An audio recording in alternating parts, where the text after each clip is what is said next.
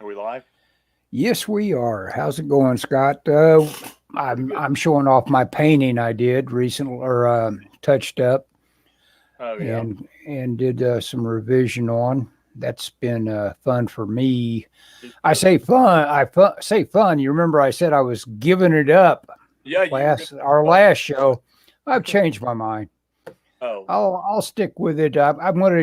I'm going to blast through a bunch of just colorful caricatures. I'm just going to do a bunch of head stuff because this is probably something that I'm always going to get angry at because of my lack of ability to detail look like Frazetta. So I'm just going to okay. do a bunch of heads and be happy with their whole painterly lack of detail stuff and just get better at head constructions. Yeah, I may throw in a figure or two, but not anything detailed. I get it. I get it. I've been frustrated by my lack of not being a different artist pretty much all my Yeah. life. Oh, yeah. We hate hitting plateaus, and Oh yeah. we hate looking at our own art. It's like, oh man, that looks like my art. You I just am get tired of it. I am immediately suspicious, and I know a few of artists that are just like, yeah, I'm here. I'm great.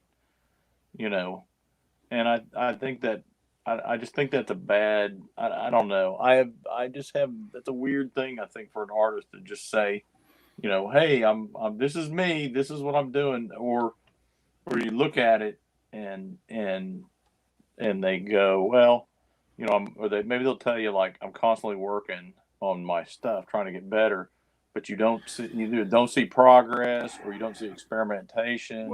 Yeah, you could be a little bit blind to it. I did those things for Jeff Provine. Haha, thought of his name right off the bat, and Yeah, uh, and I look at those and it's like I was, I was going slow enough on them that I should have been changing anything that bugged me. But now I look at them and it's like, oh man, what were you thinking? Look at the line quality here, and it's like, well, okay, I guess I just wasn't up to it in terms of like sticking with it and getting it right. Uh, I, so I I think you're impatient. that's it. No, no, no. That is totally uh, the formula on why I'm nowhere where maybe a guy could be. Because I've picked a profession that asks you for patience and saying stick with it until it's right, and that's not what I do. I just I blast it out if I can, and it just shows when I say line work, it's sketchiness, and that's why my desire is to reach toward these guys that are sketchy and look at them and say, yeah, this is nice and lively. I want to do that, but then to realize that they still are, they've got still got a line appeal that I need to make sure is there. You can be sketchy, but you've got to Yeah, make make it right in its own way. yeah. You made a big impression on me last week. Well, maybe it was a week before when you said you don't need to work on anatomy. You need to work on gestures. So Yeah, yeah. I've been trying to really do that a lot in my sketchbook, but I think that was a good observation. Oh yeah, no, no. There's nothing you need more than that to be a comic book artist. That whole how to draw the Marvel way. The main thing Buscema is showing you the main value is the moment of drawing those skeletal figures and showing you the poses. Yeah, And you got to know that Buscema never is going to skip that point. And I think it is, it's John Buscema, right? yeah. Buscema, However you say it, yeah, however you say it. yeah. Guy ought So to know how to say that. Buscema? I think it's Bushima. Yeah, yeah. It's So Buscemi, are you Buscema. in Twitter jail? I am in Twitter jail. Yeah, it's What? something I did. I put the words "die" and I'll read. I'll just tell it to you. How long are I'll you in? tell it to you. Don't go to YouTube jail. Oh yeah, that's right. I might. You never know. That is, what? Your account has been locked for violating the Twitter rules, specifically for. Wait a second. Let me enlarge this so I can read it. Doggone me. You do not engage in the targeted harassment of someone or incite other people to do so. This includes wishing or hoping that someone experiences physical harm. And this was, I remember this post a long time ago. That's the deal. Someone has, apparently complained about this. It was a reaction to someone that says, "See truth for Trump." And it's like, I sarcastically, you'd have to see the thing that preceded this, and they don't include that. Someone's going to see. I've got quote marks around it, like I'm saying it. Someone's going to get killed. I'm ready to kill some. No, I'm probably got it around quotes, probably putting it in somebody else's mouth. That's what I'm doing. So I've got quotes around it. Someone's going to get killed. I'm ready to kill someone myself. It might be someone I love. Concede, Trump. China Joe is the winner. And so, so I'm putting that in somebody's mouth that is being all hysterical about Trump and the big lie or something way back. So that bit me. And here, and then same thing I'm violating. The recently thing where they beat that Jewish guy up at some sort of recent rally where just the whole mob jumped on him and beat him up. And I said, beat him to death. BLM is on your side. And and that got me in Twitter jail. And I would imagine if there was one of them that caused them to have a couple looks at me and search for, a couple of things to object to me about, it was probably that one. And that one's a standalone. I'm not even reacting to anybody. I'm just, I guess, I'm reacting to somebody. How long are you off Twitter? Well, I've got still 5 days. I wonder if they haven't doubled my sentence. It didn't seem like the other time it was that long. Well, you're better off. Yeah, Well, the deal is the addictive part of that is exactly that, is that you get to make your opinion felt. You feel like it anyway. Yeah, nobody cares. Yeah, I know nobody cares. Yeah, and it's good to consider that. Now I go on to Gab for my ability to react to stuff. I don't know what Gab is. I'll have to look for it. Oh, Gab is kind of neat because it is truly, for one thing, the guy has gone to all the trouble of having his own servers and stuff. They can't shut him down. They'd like to. Oh yeah, I'll check it out.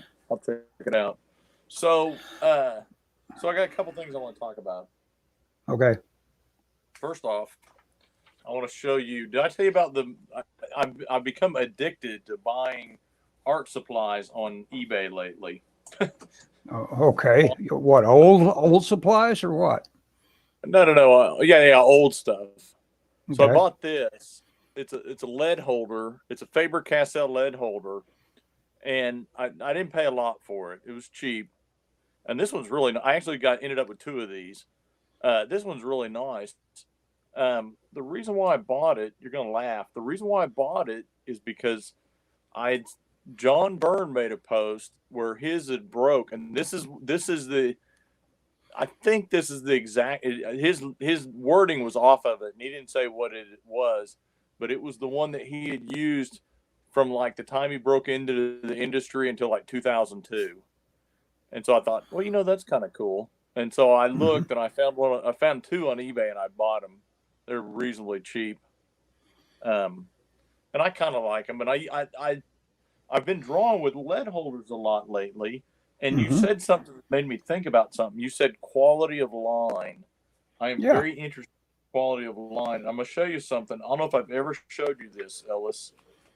have I ever? Let's see. Can you see it on the screen? Yeah, you can see it. Have I ever showed you this? Do you know what this is? Johnny Quest. No. What is it? This is my John Byrne reference pages. This is Ah, this is copied from when he did Doom Patrol. He posted his pencils online. It was the first time I had really seen much of his pencils, and he posted them at drawn size. So this is drawn size, and what I've done is I've cropped different images and just built a file here. uh-huh. And it's just all kinds of, it's figures, it's backgrounds. I mean, you know how he does these like backgrounds that look like something, but it's just a bunch of squiggly lines. It's that Mm-hmm. kind of stuff. And I love, and I have this, I have this digitally. I did it on Photoshop, of course, but I love, this is something that I kind of keep in my backpack and look at a lot because it's drawn size. So I can kind of see like how much detail he put in at certain sizes and stuff. Mm-hmm. And it's just a bunch of interesting panels and images. And I've kind of got them correlated. Like here's like transportation stuff, cars and helicopters and stuff. There's a lot of gestures that Mm-hmm. and No, that was pure gesture. What you just showed there. Yeah, yeah, he does a lot of stuff that doesn't bother with just having a whole lot of gesture. But right there, that yeah. girl jumping, and that guy twisting to try to touch. Oh yeah, Doom Patrol, huh? Yeah, I like his negative man there or whatever he's called. Yeah, He's yeah, I called.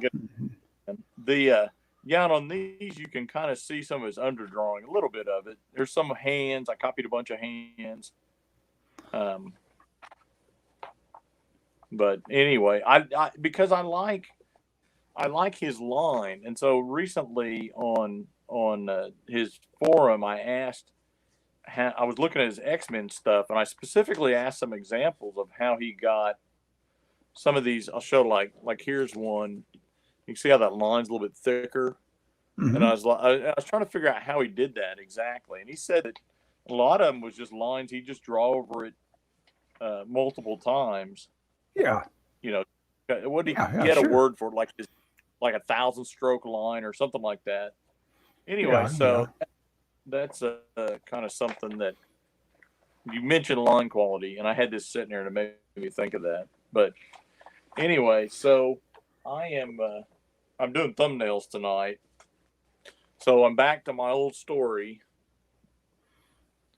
with and you've seen this many times. Mm-hmm. Mm-hmm. I've started it, but I went through and I really thought about. I did a bunch of thumbnails and I thought about breaking it down and rejiggering the angles and stuff. And so I Mm-hmm. got my thumbnail of this guy coming into the airport, and then he gets attacked. I've skipped this page. I'm going to channel some Kirby, kind of look into some Kirby about stealing fights or some martial arts or something.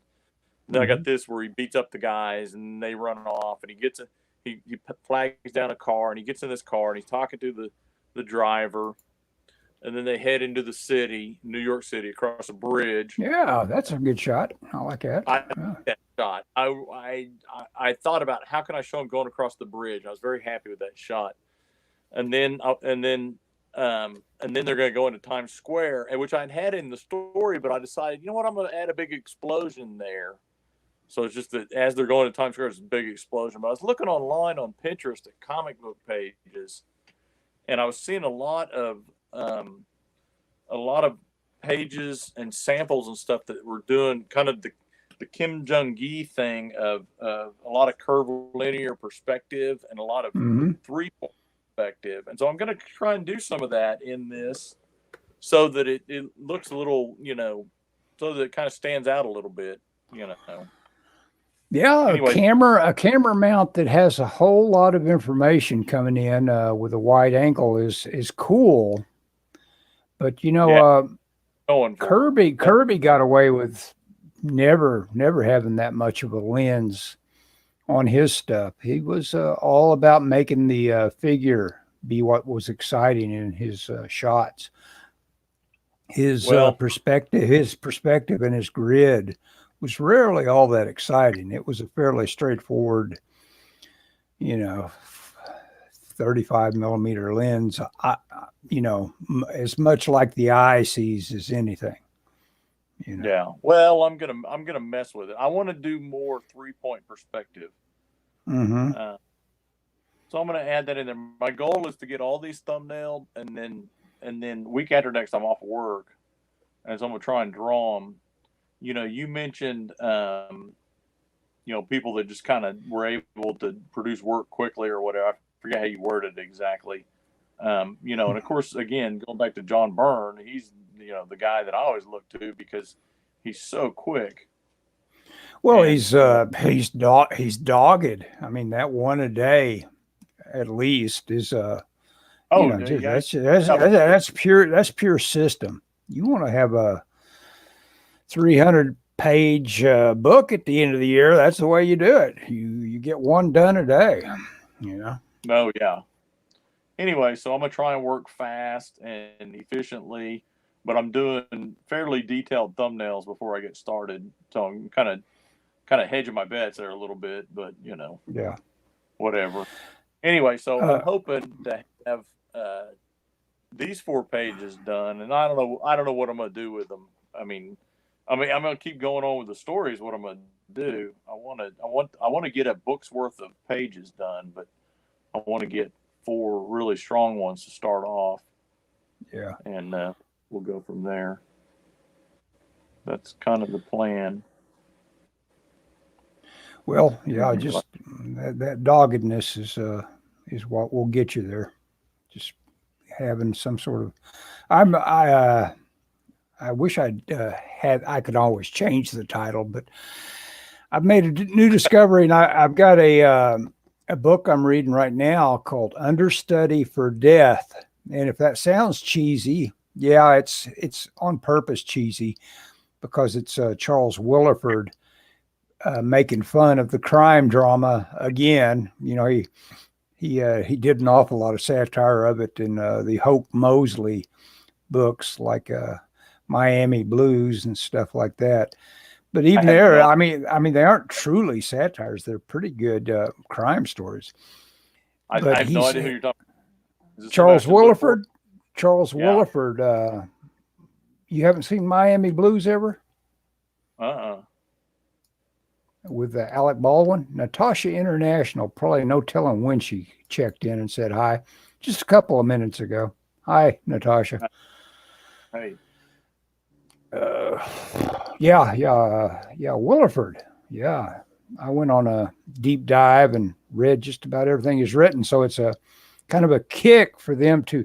This is actually a fabulously mythic kind of lost work or unfinished work. That's cool. So it's kind of neat to be reading it. Supposedly you had to go to the estate of Willeford and ask for permission to sit in a room, like going to a reference library or something, and saying, okay, I really want to read it. Yeah, to read that unfinished book. So it's cool that they finally, I don't know what it took. I guess someone probably had to finish parts of it for him or something like that. I haven't noticed it yet in terms of like saying, wow, somebody else wrote this.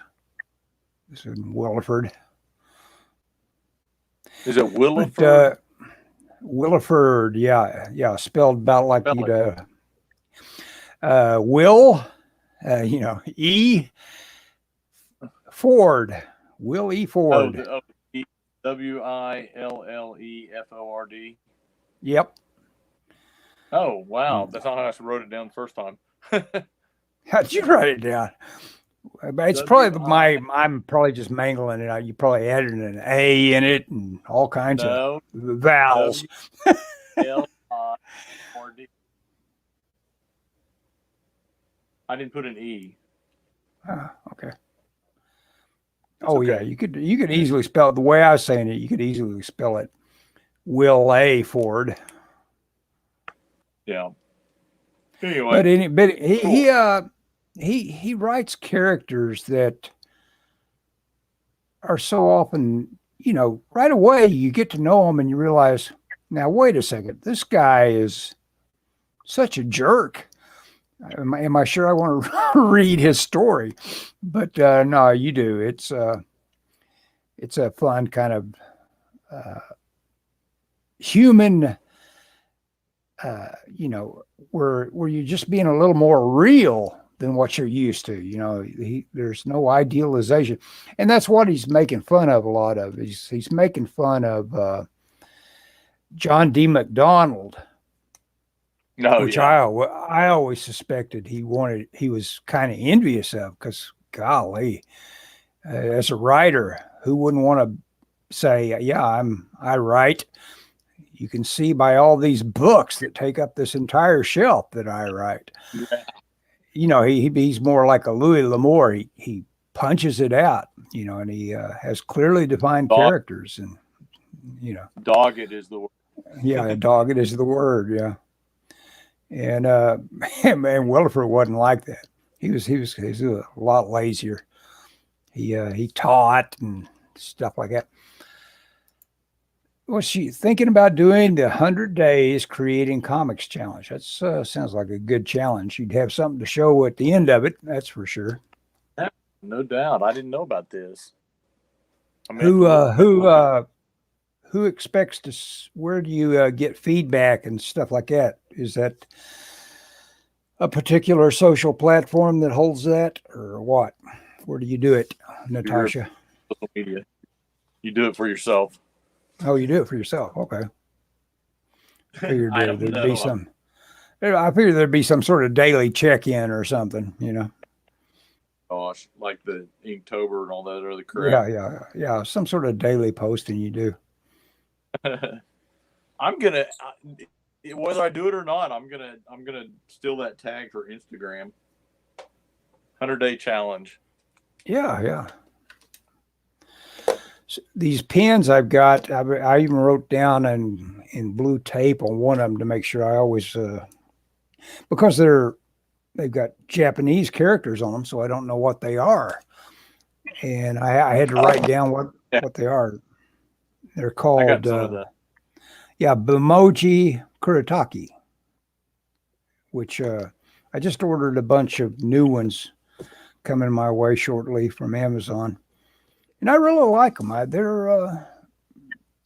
remember, I'll always remember Miller. The one night long ago, I was on Drawn and Quartered. He said, "I think that's one of your best ones, Ellis." And I'd done it almost entirely with these things. So I obviously I take to the line of them, Well, I mean, I don't know. I mean, the tools don't make it, but they don't hurt. No. There's definitely. I've been drawn lately with a lead holder, mm-hmm. and normally I would alternate between a lead holder and a mechanical pencil, and there's something to be said for, picking a tool. I mean, you get a different kind of line from a lead holder than you do from a mechanical pencil. Oh no, I mean, yeah, you're right. The tool is going to dictate what you're going to end up with. Well, we were talking about quality of line, Mm-hmm. I was watching some guy that kind of made me want to have a Repeatograph again because he was so good with them, but that was obviously his tool of choice. And so he was just really cool with how he was handling that single line weight. He had a couple of pin lines, and he also was, oh man, he was like some sort of sign making machine in terms of his ability to pull a straight line, pull a curve. I'd have to find this guy to share with you on YouTube, but he was quite a marvel. That's cool. I think he's over the years. David Finch did something recently I still haven't caught up with, but I saw the the title of it, and I said, I need to watch that. He always does such good little tutorials makes you want to draw like him. It's the unfortunate part. I mean, it's not unfortunate. It's just that it's distracting if you are already drawing a certain way to say, no, I got to get this Finch technique down.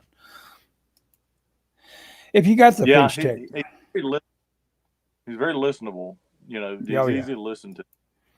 Yeah, and plus they are. Oh, you have? Yeah, so at a con in Texas, 7mm is a good line weight, I think. But at a con in Texas, he was there, and afterwards we hung out with CB and him. Mm-hmm.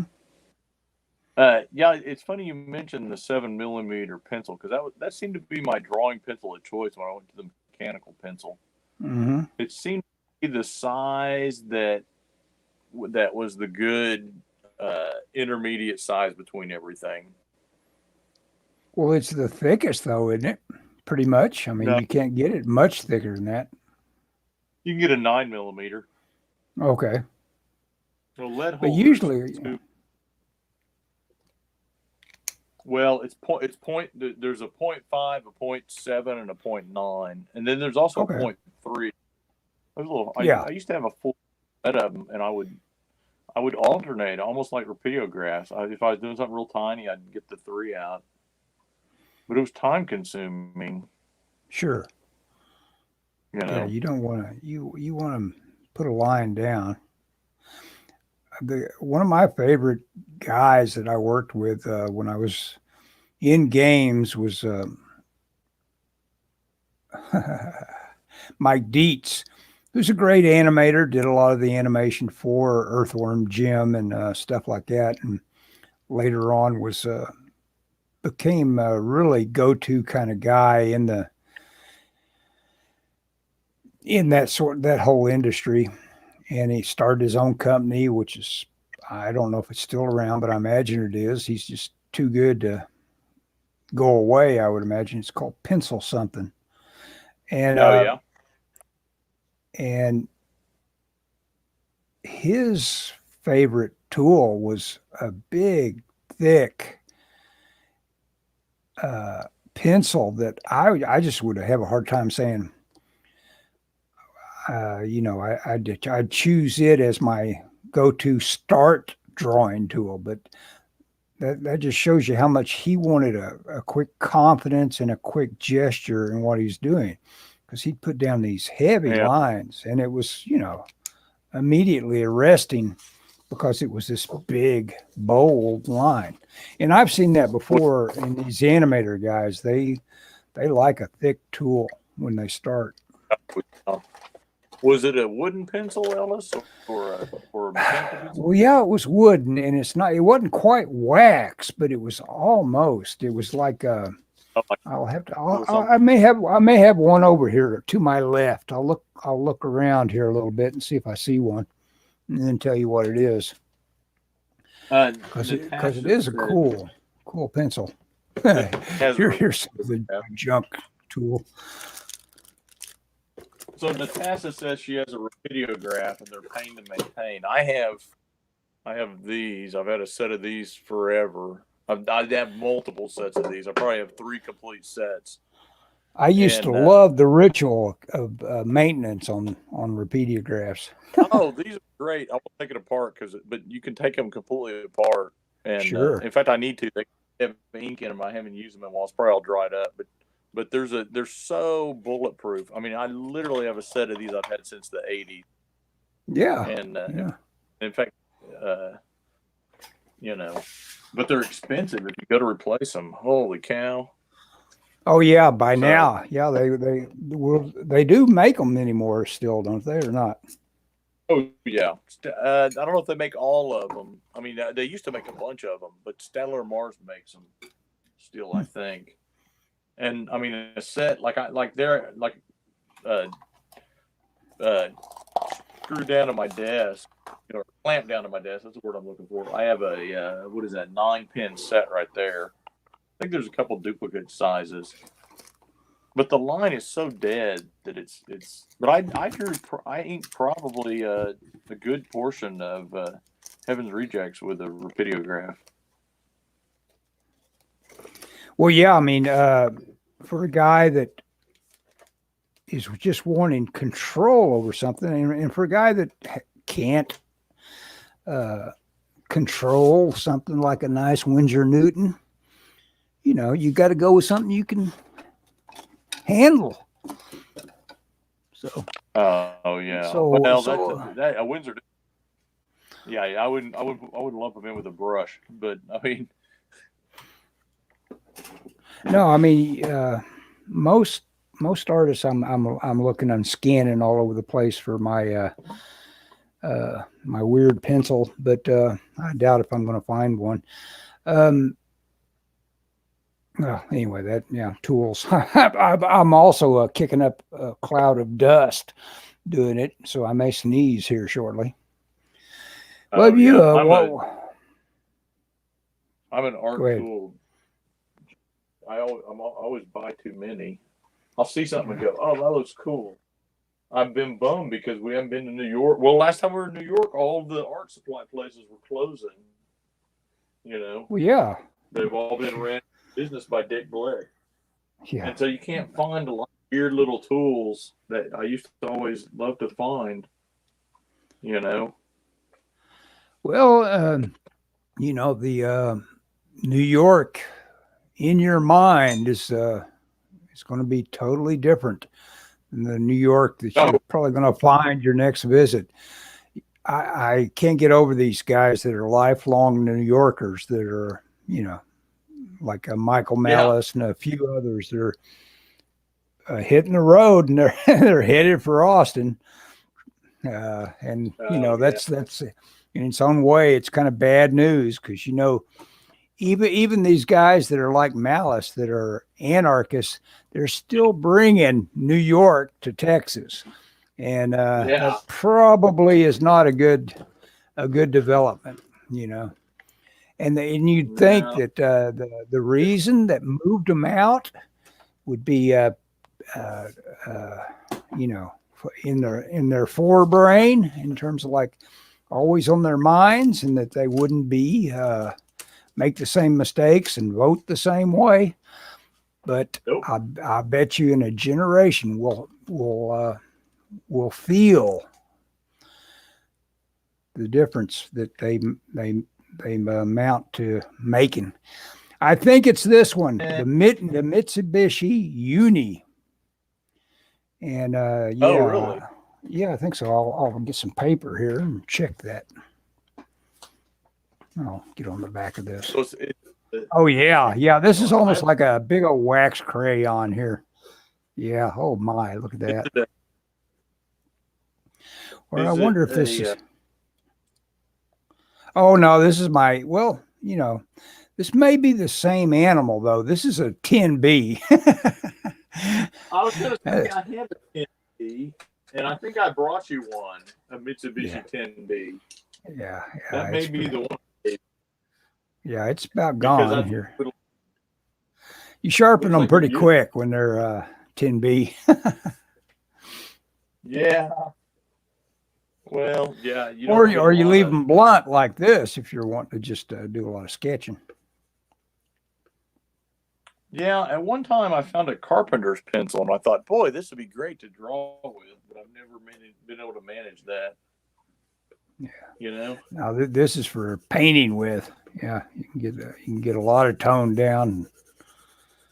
Get it down. You're good for gestures. Very direct way. Yeah. Oh yeah. I'll remember that when I'm working on my gestures. Get you a big old pad of newsprint too. I mean that'll get you going on getting a lot of. I got a 6B. That's probably close enough. Oh yeah. I think I have Mitsubishi somewhere. I probably lose more art tools than I keep. Well, that's a sad. Find them all. Yeah. Akuma Matata, circle of life. Yeah. It's like socks. Yeah, I bring this up, and you try to discouraged me from it, I guess, by saying how much you dislike it every time. But I'm having a hard time finishing off Schitt's Creek because I've started not to like it so much, and it's like I've started 3 different times on the last episode, and it's because it features the wedding between Patrick and David. And it's also, but jointly with that, it's also saying goodbye to the show because they all know this is their last time. And so all of a sudden they aren't themselves to me, you know. Oh yeah, And they kind of break character. yeah, Wall. they're all waving goodbye, and that's a little hard to watch. Not that I'm sentimental about it. It's that it's not a story anymore when you're not sticking close enough to being having your arcs and your gags. The thing I want to give a big A+ and thumbs up on Netflix, and people gave up on Netflix for miscellaneous semi-political reasons, but every now and then they have something really good, and the thing that is being done right is this second season of Robots I think it's Robots, Love, and Death, or is it Robots, Death, and Love? But man, those are good. They have 8 new ones, and I watched every one of them in one evening, mounted to about 2 hours worth of watching, since they're little shorts. And okay. Yeah, they're shorts. Well, I think the longest one was 18 minutes long. But they're so cool. And I hope to see them continue. Yeah, I'm kind of, I was watching The Sopranos, and then I got kicked off when they dropped off of Prime. Well, then somebody told me, "Oh no, if you have AT&T, you can get on HBO Max." So I did that. I started watching them again, and then now I'm in trouble with that, and it keeps kicking me off. I mean, I know I'm good, but it's like and it's just a hassle to deal with. So it's like, okay, I'll watch something else. And so I don't really have anything I'm watching with any kind of. Well, anything. The thing I was watching the other day that I'd forgotten. I could call it bad, but it's actually really, really good because it's caught me a couple times watching it.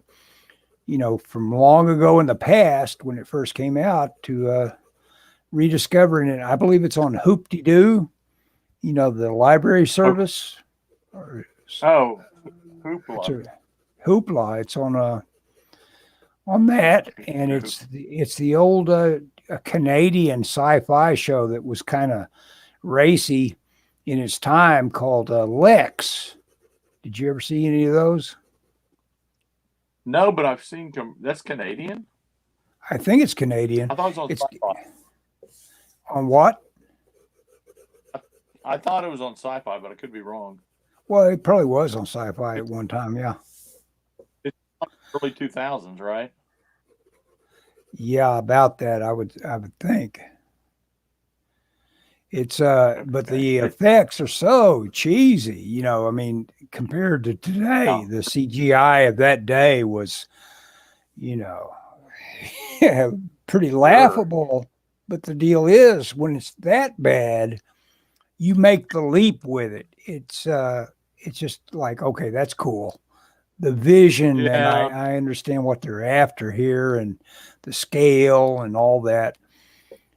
And it doesn't look real for a second, but it's kind of cool. Yeah.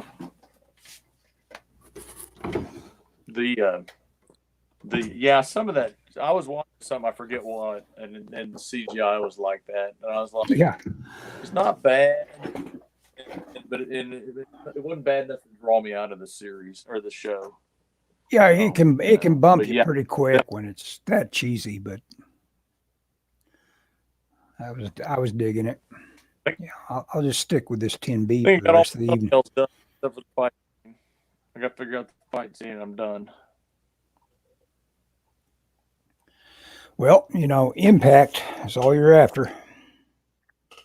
Yeah. Well, I'm gonna go read some old Kirby and swipe some There you go. poses and maybe. I mean, I don't. I've got a week from Monday, and is when I'm off, and so I got a little bit of time to get that planned before I start. But I want to, it's one of those kind of deals. I want to hit the ground running kind of things.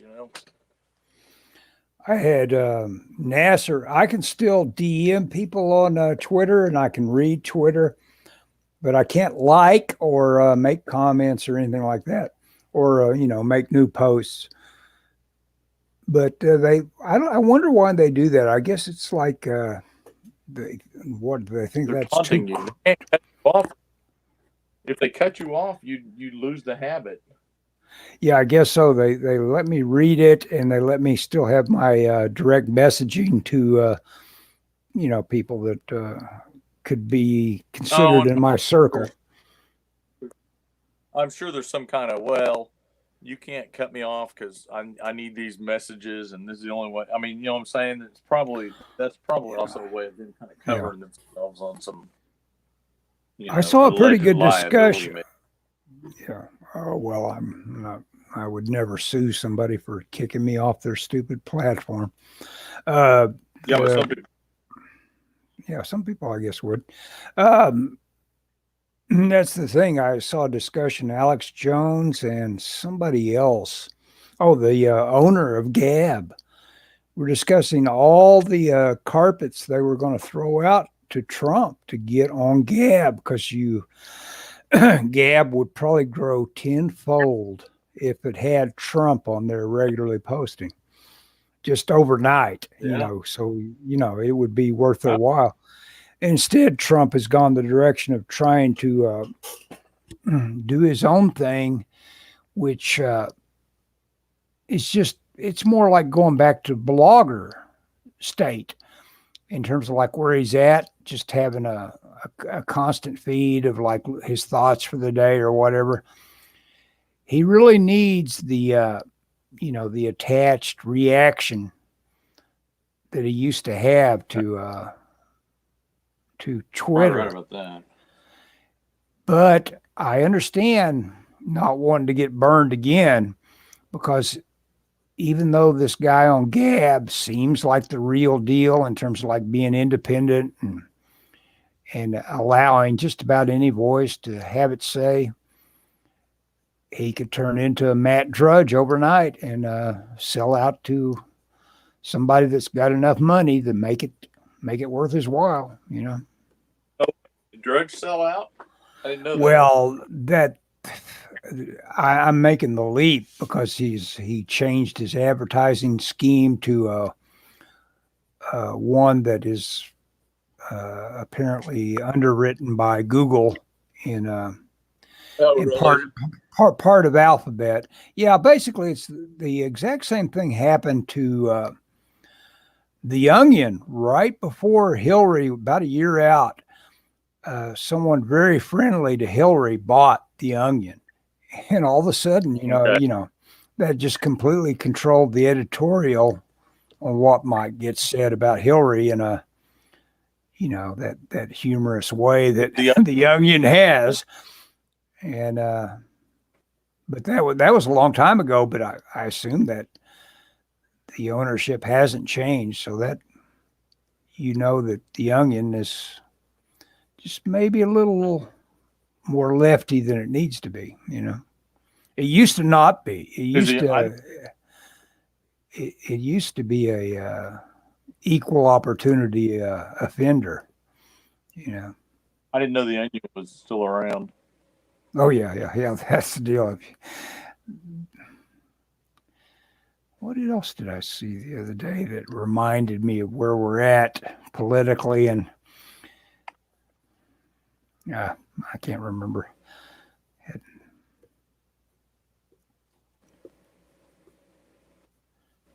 I'm going to allow Well, my I think you should. what? Oh yeah, Is yeah. Doug Try still to off avoid those YouTube? things. Yeah. What happened with Doug on YouTube? Is he still off YouTube? Oh no, no. Doug is thriving. From what I'm able to tell, Got he's having a little, and he's doing the smart thing. He's doing the Tim Pool thing where you just get the headlines of the day and react to them, and no. short and sweet reaction where you give your view on it and you get a lot of clicks and money. There you. Yeah, he's doing well. Last time I looked, I saw Doug was his numbers were bigger for that than any kind of comic Oh yeah, stuff. well that's the deal. Art. This is I imagine he'd be happy to take a break from comics for forever if he finds a thing that, he still managed to. Well, golly, he managed to put newts out. I think while he was doing that thing about the jelly beans. What was that called? Are you talking about Tales? What's it? Yeah, VeggieTales. VeggieTales. And Jelly beans. yeah, well, they look like jelly beans. Yeah. They look like jelly beans.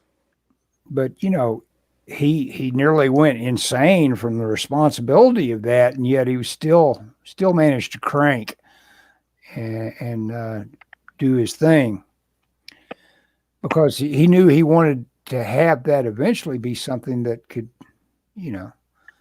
pay his way in the world, but at the same time he had to worry about the family. And so simultaneously with that, he's thinking, well, am I going to have to move to Houston and become a teacher? And he didn't want that. And so, and then he discovers this crowdfunding stuff and just shows you how it's done in that. But, that's hard work. Having to kick out a book every 6 months, that's a rough way to go. But this, I imagine, almost seems like a pleasant bit of rain in your face or something. This YouTube money, realizing it's just numbers. That if I get enough people that like me, all of a sudden this means money. That's great. Enough people subscribe, I'm making money. Yeah. But you got. I told you about that game guy that I watch, and he was showing the Lamborghini he bought. Yeah, yeah. So no. If the numbers are big enough, it's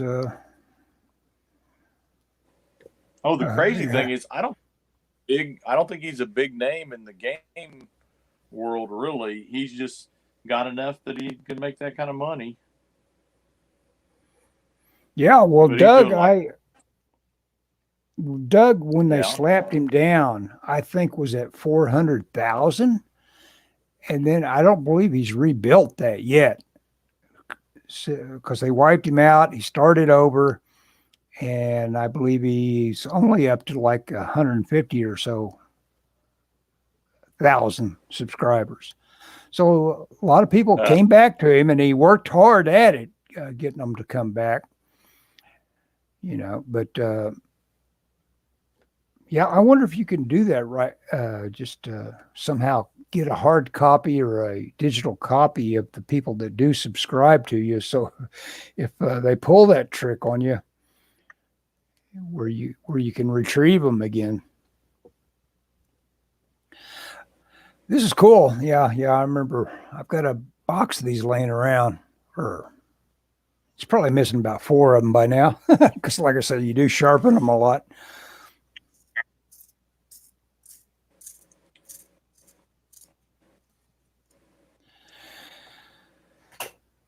Yeah, I've been watching that. I bought because it rented for $4 and you could buy it for $6. So I bought it. The In-Laws with Peter Falk and Alan, is it Arkin or Alda? It's Arkin, isn't it? I think. Yeah, I think so. I think it's Arkin. Yeah, yeah. God, I love that movie. I've Never seen it? Check it out. Oh, you've never seen The In-Laws? Wow. That's like saying you haven't seen The Princess Bride. Have you seen it? Okay. You haven't? You haven't seen it. Okay. Wow. You gotta introduce yourself to some classic storytelling. Yeah. Both of them just happen to have Peter. What's The In-Laws about? The In-Laws is pretty funny because it's got Falk as just the most. It's hard. He's in the CIA, but he wants you to know that he's the kind of agent they actually hire. Just compact. That's kind of a funny line because they're riffing on the fact that Falk is kind of short, and he says, "No, I'm the look of the typical field agent." And it's got some great dialogue in it. I was watching last night. I finished off watching. I'd watched the first 15 minutes of it at some point, and then I finished watching the rest of it. The Coen brothers, Burn After Reading, which has got Brad Pitt in it and Frances McDormand, and it's got Inside So-and-so's Head, Malkovich. Oh, yeah. And that is one crazy movie. And I realized one of the big things it's making a point about in that movie is that people's lives, of course, this movie is about a bunch of people that have got really screwed up lives. And they're making a mess of themselves, and they've got obsessions, and they're doing really stupid things in their life that are self-sabotaging, and they're all hugely important to them and on the path they're on. And every step of the way, they're making dumb mistakes. But they have another viewpoint in it, which is the CIA is tracking them and following them. And to them, it's all just like, I hope this cleans up in a way that we can just totally dismiss it. And it's like, it just shows you that as important as things are to you, it's so easy to shift into a different viewpoint that makes you nothing. It's like you are just a series of small events that we just need to account for, And that's your life to the group that is just saying, well, is this story done? We just need the big facts, and we need it not to intrude and be messy with our story, the way where it intersects us, Gotcha. Anyway, hey, dude, I need to go. Okay, yeah. We've been here 53 minutes. Yeah, Michelle and I are going to go walk. So, get that exercise in. Yeah. Okay, we'll end broadcast now. Take it easy. Sounds good. Well, yeah. Thanks, everybody. Yeah.